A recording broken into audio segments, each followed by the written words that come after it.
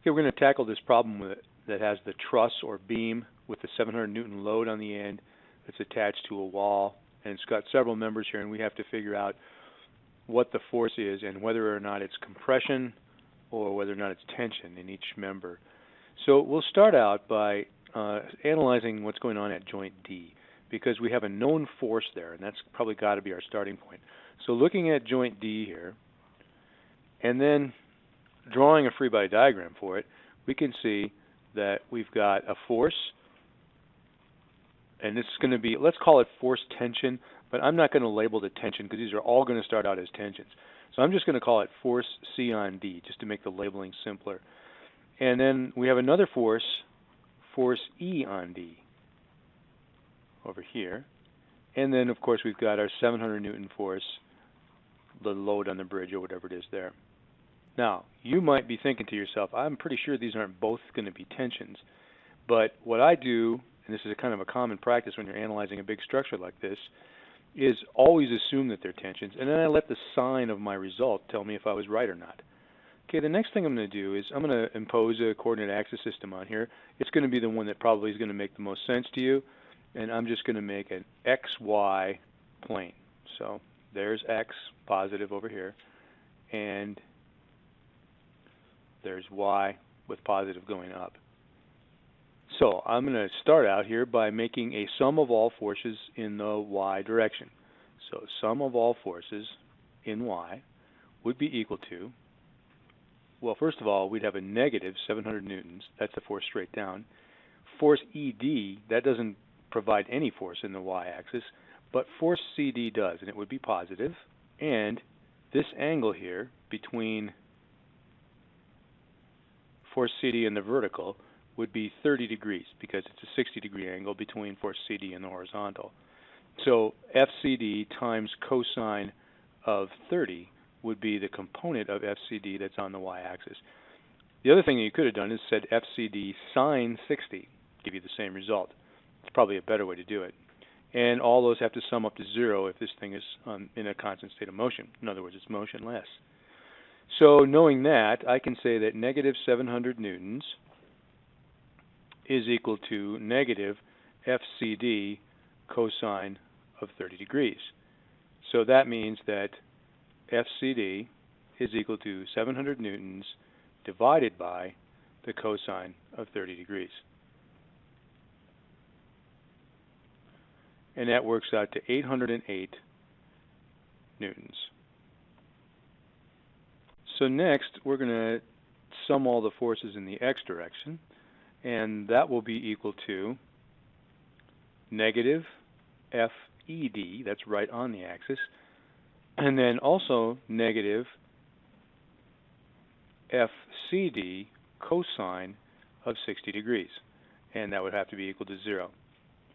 So that means that FED is equal to negative FCD times cosine of 60 degrees.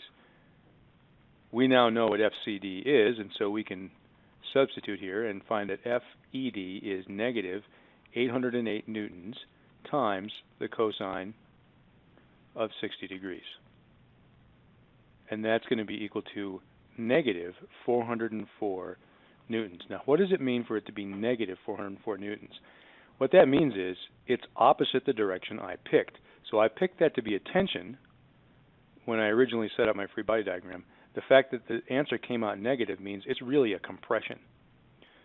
Let's do something here. Let's start a table so we can keep track of the values that we're generating. So over here we'll have the member, and then we'll put down compression or tension in the middle, and then to the right we'll put the actual force that's on that member. So let's just keep track of all the members that we're going to have here. There will be AB if we're just going around clockwise here, and then we'll have a BC, there is a CD, there is a DE, there is an EF, and then going back through the web towards the right, there's going to be an FB, there's going to be a BE, and there's going to be an EC. And I think those are all the members that are present here. And we now know that force CD, the force in CD, is a tension force, and we know that it's 808 newtons. And we also know that ED, or DE, it's labeled here, is going to be a compression force, and its size is 404 newtons. Okay, let's get back to work by moving to a different joint. I can move next to C, or I could move to E. And here's why I'm going to go to C, because C has got 3 forces going into it, one of which I now know. E has got 4 forces going into it, and only one of them I know. So that's going to leave me with 3 unknowns, and I'm only going to get 2 equations out of my force balances. So C is the logical place to go next. So now let's draw a free body diagram for joint C. There's the joint. I know I have a tension force, so that means it's pulling away, of 808 newtons. That's the force in CD. And I'm going to assume that I have a tension force here. This is going to be force EC. And I'm going to assume that I have, going straight to the left, another tension force, force BC. I'm going to impose my axes on here again. There's my X, positive, and I have to use the same coordinate axis system every time now that I've established it. And there's Y with positive going up. And let's put some angles on here. This is going to be a 60, and this is going to be a 30-degree angle. So now I'm going to do my sum of forces in the X direction. Sum of all forces in the X direction. Well, I have a negative FBC, and that's right on the X-axis. I will also have minus FEC, and that's going to be times cosine of 60. And then I have a positive 808 newtons times the sine of 30. And that all sums to 0. Well, FBC and FEC are both unknowns here, so I can't solve this equation without another equation. Or I can't solve this problem without another equation. So I'll find that by doing my force balance in the Y direction. So sum of all Y-oriented forces is going to be, well, nothing from FBC, but I'll have minus FEC times sine of 60 minus 808 newtons times cosine of 30. And that will all equal to 0. Well, this has only one unknown in it, so I can solve for that unknown here. So that means FEC times sine of 60 degrees is going to be equal to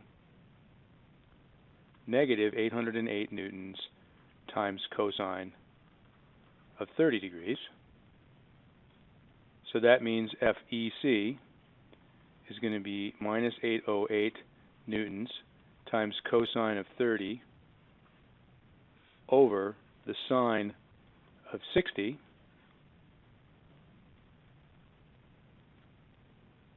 and that's going to work out to negative 808 newtons. So again, the negative 808 newtons, what that means is it's actually not in the tension that I assumed it was, but it's in compression. So I'm going to go put this back up on my chart now. So I know that FEC is a compression force, and I know that the size of it is 808 newtons. So let's go back up to the force balance for X and apply what we've just learned. So force balance for X is telling me that minus FBC minus FEC, which we now know is a negative 808 newtons by the way I defined it, times cosine of 60 plus 808 newtons times sine of 30 is going to be equal to 0.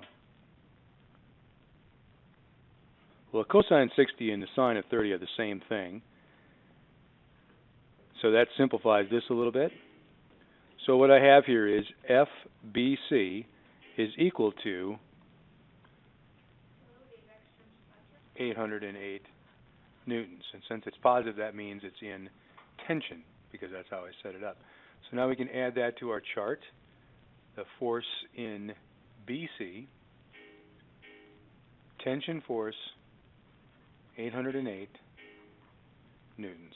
So now that we've got C, it's time for us to move down to joint E. Let's refer to this drawing.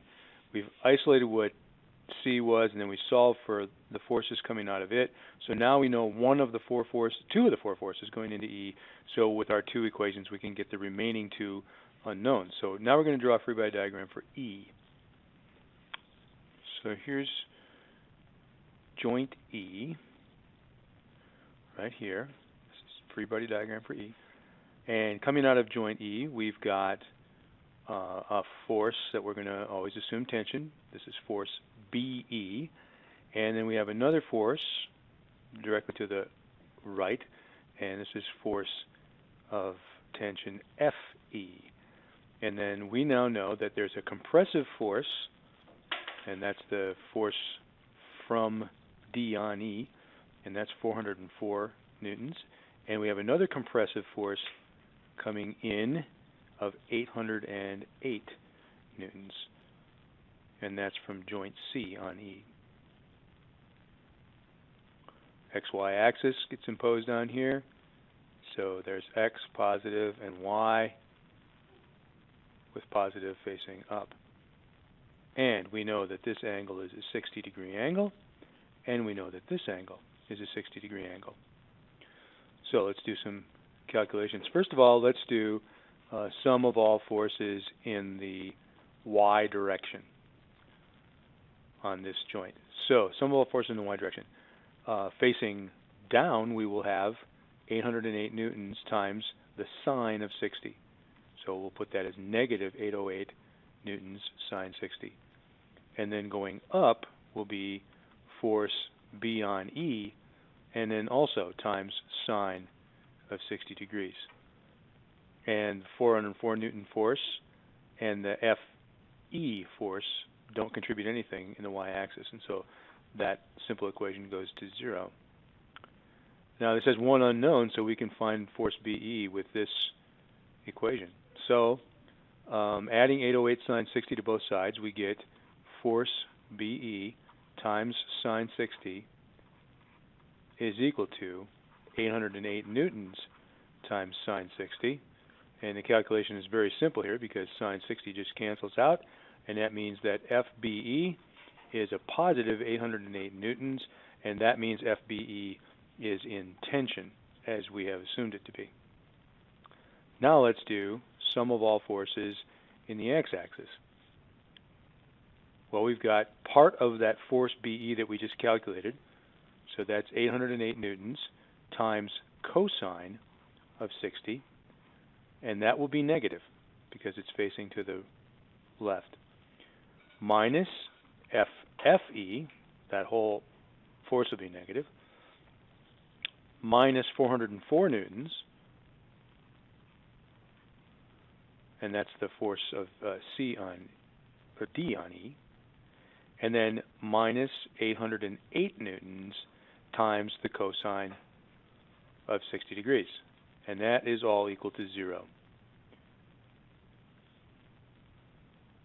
So let's simplify this a little bit. We have minus 808 newtons, times the cosine of 60 degrees, but we have that twice. And then minus 404 newtons minus FE is equal to 0. So since cosine of 60 is 1/2, and we have 2 times 1/2, that's 1, this whole term here reduces to negative 808 newtons.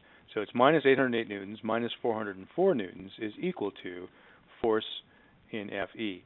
And that works out to minus 1,212 newtons. So since that's negative, and we assumed it was tension before, that means that it's in compression. So now let's just enter these two new values on our chart so we can keep track of where we're at.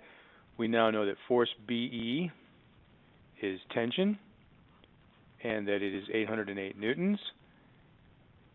And we know that force FE is compression. It's EF on the chart here. and that is a size of 1,212 newtons. We have 2 forces to go. Now, if we look back at our diagram here, we can see that the 2 remaining forces, which is AB and FB, or BF, both come into joint B. And so if we just analyze joint B, we're done. We don't have to do anything with joint F and joint A. We'll have all the information that we need.